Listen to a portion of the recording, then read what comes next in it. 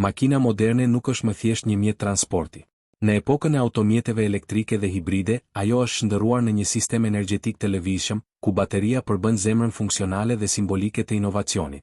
Pamjet fotovoltaike që paraqesin lidhjen e baterisë së makinës, kablo precize, porta karikimi që hapen automatikisht, interface digjitale që konfirmojnë rrjedhën e energjisë, fokusohen drejt për drejt te makina si objekt teknologjik i avancuar.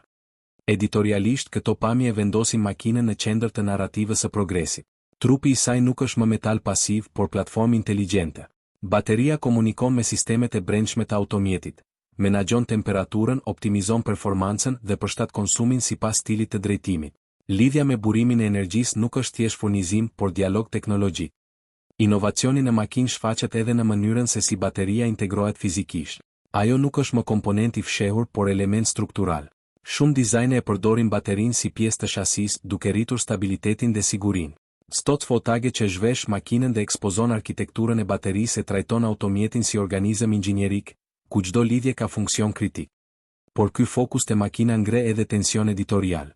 Sa më komplekse bëhet bateria, aq më pak e riparueshme bëhet makina për përdoruesin. Automjeti inovativ fiton efikasitet, por humbet transparencë. Lidhjet janë hermetike, sistemet të mbyllura dhe pronari shndërrohet më shumë në përdorues sesa në zotërues të plotë të makinës së tij.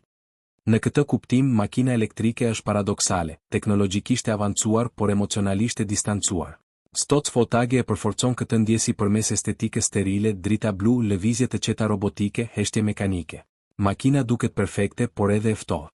Editoriali këtu nuk është kritik ndaj teknologjisë, por ndaj mënyrës si ajo përjetohet. Në fund, lidhja e baterisë në makinat inovative nuk është vetëm moment funksional, është rituali i ri i automobilizmit. Aty ku dikur kishte zhurmë motori dhe erë karburanti, tani ka dritë ekrani dhe sinjal digjital. Makina mbetet simbol lirie, por liria tani matet në kilowatt-orë dhe algoritme. Dhe pikërisht kjo e bën makinën moderne jo thjesht mjet, por deklarat për mënyrën si zgjedhim të lëvizim në botë.